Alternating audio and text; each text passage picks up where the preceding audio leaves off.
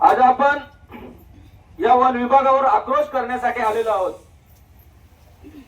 कारण आपल्याला या आक्रोश करण्याची काही हौस नाहीये, परंतु 21 तारखेला आपल्या एका माऊलीच्या काळजाचा तुकडा या वन विभागाच्या हलगर्जीपणामुळे बिबट्याने घेऊन गेलेला आहे। वन विभागाच्या ज्या त्यांना करायच्या जबाबदाऱ्या आहेत, तुम्ही आता आजूबाजूला बघता 3-4 डोंगर दिसतात, एक पण डोंगर बिना पेटलेला वनव्याचा दिसत नाहीये, वनव्याने पेटलेले। अशा पद्धतीच्या यांनी जबाबदाऱ्या झटकल्या। जिथे जिथे वाघ किंवा हिंसक प्राणी यांनी जिथे जिथे लक्ष ठेवले पाहिजे, त्यांचे कर्मचारी तिथे गेले पाहिजेत, परंतु या वन विभागाच्या कर्मचाऱ्यांना म्हणजे वनवा बिबट्या सोडायचा आणि आपण मस्त एसी मध्ये हवा खात बसायचा, असाही आमच्या सभासदांच्या मध्ये संशय आहे का यांनी सोडलं का काय ना, हे एसी मध्ये हवा खातात का काय, बरोबर ना? आणि मग यांना तिथं जायला नको, एसी मध्ये यांना वाटतं आमचा बिबट्या तिकडे जंगल राखतो। गेली 21-25 दिवस बिबट्या भेटत नाही, परंतु मोर्चाच्या आदल्या दिवशी बिबट्या भेटला म्हणून आपण यांचं अभिनंदनही केलं आणि अभिनंदन करतो पण, परंतु एकच बिबट्या नाही, एकच आहे का? अनेक बिबटे विभागामध्ये फिरत आहेत। त्याच्यामुळे आमची जी भीती आहे ती आमची भीती अजूनही कायम तशीच असल्यामुळे आम्ही अजूनही घराच्या बाहेर आमच्या रोजगारासाठी जाऊ शकत नाही। मग आमचा रोजगार देईल कोण? कोण करील? बरोबर। मला आमचा रोजगार या वन विभागाने आमच्या कुटुंबाचा उदरनिर्वाह केला पाहिजे। शहापूर तालुका एवढा मोठा दर्याखोऱ्यांचा सह्याद्रीच्या रांगेमध्ये वसलेला असताना, जंगलाचा तालुका असताना या शहापूर तालुक्यामध्ये एक सुद्धा रेस्क्यू टीम नाही यांची। ज्या वेळेस इथे शहापूर तालुक्यामध्ये हिंसक प्राणी दिसला का त्याच्यानंतर यांना तिकडे कळवायला लागतं मुंबईला, बोरिवलीला, आणि तिकडून यांची रेस्क्यू टीम येता अर्धा गाव बिबट्या खाऊन टाकील ना, ठेवील का? शेवट तो हिंसक प्राणी आहे। मग मला सांगा, या शहापूर तालुक्यामध्ये एकही रेस्क्यू टीम नसावा हे वन विभागाचे काम आहे? हे वन विभागाने करायला नको? अन्य ठिकाणी तुम्ही बघत असाल, आपण जिकडे घरं बांधतो तिकडे हे अतिशय आक्रमक होतात। आमची जागा आहे, आमच्या वन विभागाचे असे नियम आहेत, असे कायदे आहेत, हे सगळ्या गोष्टी सांगून हे आपल्याला अडवतात। मग आता या बिबट्या हिंसक प्राणी ही पकडण्याची जबाबदारी यांची असताना हे उडवाउडवीची उत्तरं देतात, त्या पद्धतीने चालू आहे। मग हे जर असं चालू राहिलं, संविधानाच्या भाग 3 मध्ये अनुच्छेद 21 मध्ये सन्मानाने जगण्याचा अधिकार दिला डॉक्टर बाबासाहेबांनी, परंतु या वन विभागाने तो सन्मानाने जगण्याचा अधिकार यांनी काढून घेतलेला आहे।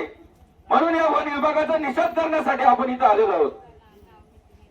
आजची परिस्थिती अशा पद्धतीने करून ठेवलेली, एका डोलकाम विभागाच्या कुठल्याही कानाकोपऱ्यात जावा, बिबट्याच्या भीतीमध्ये रात्रीचे तर लोक बाहेर निघतच नाही, पण दिवसा रोजगारासाठी सुद्धा बाहेर निघत नाहीयेत। ही दहशत यांच्या बिबट्यानी या डिपार्टमेंटमुळे, यांच्या वन विभागामुळे झालेली आहे।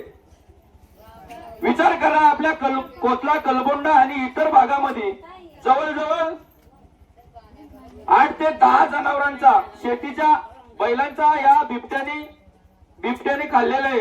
मग आता या शेती करायची कशी, असा आमच्या शेतकऱ्यांना प्रश्न पडलेला आहे, बरोबर? मग आमच्या शेतकऱ्यांची शेती करण्यासाठी हा वन विभाग येणार आहे का? आमच्या शेतकऱ्यांची शेती लावायला वन विभागाने यावा, हे यांनी इथं लिहून दिलं पाहिजे का आम्ही तुमची शेती करू, तुमचा उदरनिर्वाह करू शकतो। अशा पद्धतीने जर वन विभागाने अनेक चुक्या करून आमचा जीव जर धोक्यात घातलेला असेल, तर श्रमजीवी संघटना ही गपचूप बघत बसणारी नाहीये। हे आम्हाला लोकशाहीने दिलेला जे आचार आहे, संविधान आहे, लोकशाही मार्गाने ते आम्ही हा आक्रोश मोर्चा आज इथं आम्ही थोड्या पद्धतीने आणलेला आहे। कुठेतरी काल तुम्ही थोडीशी चांगली कामगिरी केली, त्याच्यामुळे आम्ही थोडेसे कमी झालो, पण एक गोष्ट लक्षात ठेवा, याच्या पुढे आमचे संपूर्ण बिबट्या होत नाही, अजूनही बिबट्या दिसतोय, कालच दिसला होता, दिसला होता बोलतात. मग असे अनेक बिबटे जे आहेत ते तुम्ही पकडले नाही, आमच्या माणसांना रोजगार दिला नाही, शहापूर तालुक्यामध्ये रेस्क्यू केली नाही तयार, तर श्रमजीवी संघटना पुढच्या टायमाचा जो आक्रोश असेल तो आक्रोश तुम्हाला परवडणार नाही, एवढा मात्र मी या ठिकाणी सांगतो. आम्ही त्या दिवशी कोतला कलगोंड्याला गेलो, आमचे जिल्ह्याचे उपाध्यक्ष लक्ष्मण भाऊ होते, परंतु मोटरसायकलवर जायला आम्हाला संध्याकाळी एवढी भीती वाटली का आम्ही मोठ्या गाडीचा बंदोबस्त करायला लागला. मग अशा पद्धतीची परिस्थिती झाली तर गरिबांनी प्रत्येकाने मोठ्या गाड्या आणायच्या कुठं, या मोठ्या गाड्या तुम्ही उपलब्ध करून द्या. मग ही जबाबदारी वन विभागाने सांभाळली पाहिजे, त्यांचं काम त्यांनी केलं पाहिजे. जर त्यांचं काम त्यांनी व्यवस्थित केलं तर आम्हाला मोर्चा काढायची गरज लागेल का?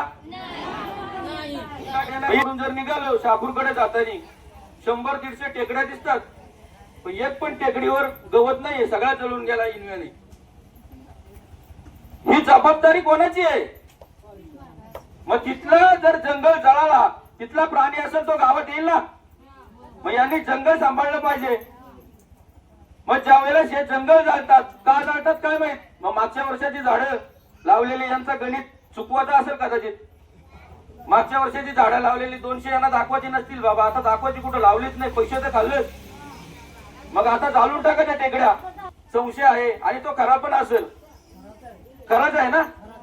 हा, मग नंतर मग काय करायचं, व आता टेकडी जळली, आम्ही 500 झाडं लावली होती, आता काय करणार, गेली जळून.